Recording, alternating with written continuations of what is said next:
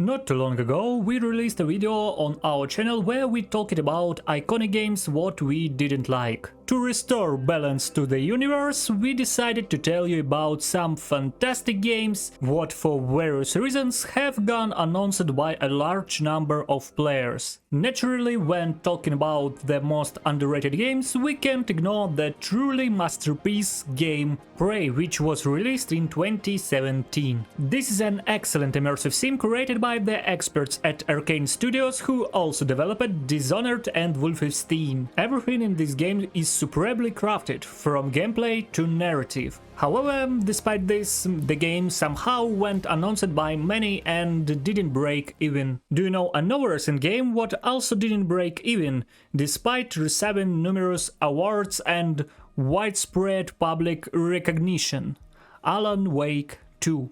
A survival horror game by Remedy Studios. I think many of you have heard about it, so we won't delve into the details of the game itself. The situation here is somewhat different from Prey. Here much of the blame, in my opinion, lies with the studio itself, as the budget for Alan Wake 2 was enormous from the start. Thought still less than Sony exclusives. Moreover, Alan Wake is a more niche project. Also, I am sure the fact that the game was released exclusively on the Epic Games Store hurt its sales. Ignoring Steam in this day and age is a clearly not a far-sighted decision. But what's done is done. Nevertheless, this game received its recognition from the public, so now I'll tell you about a game what very few players are aware of, namely Pathologic II. This is a fantastic narrative sandbox about a doctor's struggle with a deadly epidemic in a remote steppe town. It's great precisely because its real difficulty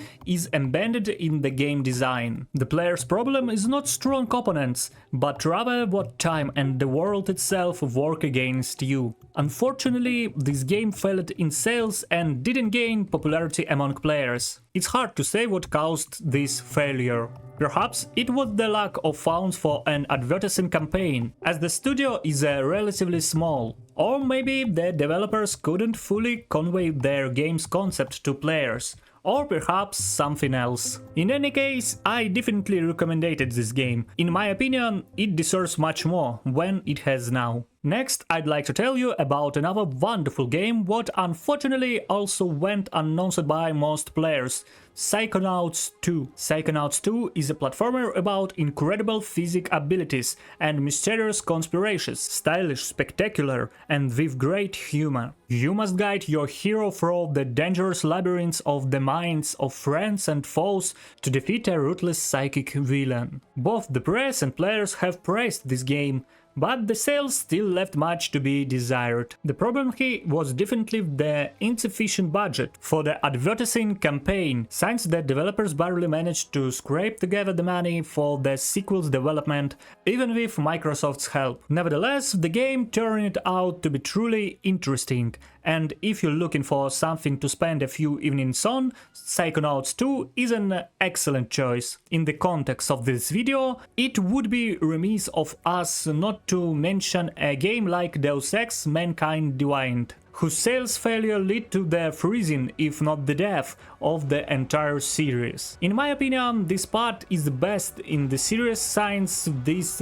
is where all the developers' ideas were finally perfected. Of course, it's not without its flaws, but it certainly didn't deserve the hate it received at launch, especially nowadays when optimization issues have been fixed. A well-crafted open world, interesting gameplay, a thoughtful storyline, and an incredible soundtrack. Almost everything in this game is done excellently. So, if you missed this game, dive in without hesitation. I'm sure you won't be disappointed. Now I want to tell you about a game what XCOM fans simply must play, Phix Point, especially since this game is literally from the creators of XCOM. Therefore, it baffles me why this game failed, because it has everything what fans loved about the original turn-based strategy series. In many ways, it's even closer to the original game than the latest XCOM games.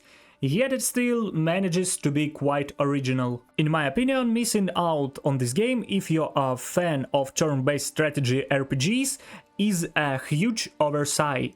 So get playing! I'd like to conclude today's list with a game what, in my opinion, undeservedly fell into the shadow of its most successful counterparts, Fallout New Vegas. Of course, we can say what this game completely failed, but personally I find it sad what most players' perception of this series is shaped by the third and fourth parts, which are essentially not even Fallout, but rather Skyrim in a post-apocalyptic setting. First, let's acknowledge, without going into details, what the plot in Fallout New Vegas is head and shoulders above any other part of the series. If you don't believe it, play it, and you'll see for yourself. Second, the role-playing system with its associated variability is genuinely present here, which I can't fully say about the other parts of the series. Finally, the third reason why Fallout New Vegas is,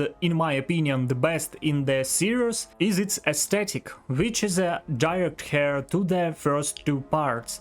The wastelands, the West Coast, the cities mentioned in the first parts, and the list goes on. Yes, for the average player, such details may not make a big impact, but fans of the series highly appreciated it. All this combined with what I mentioned earlier has turned Fallout New Vegas our time into the Fallout in the public consciousness. If you enjoyed this video, we will definitely make a second part where we'll also tell you about the most underrated games. Unfortunately, there's plenty of material for this, although for us what's probably a good thing. See you soon!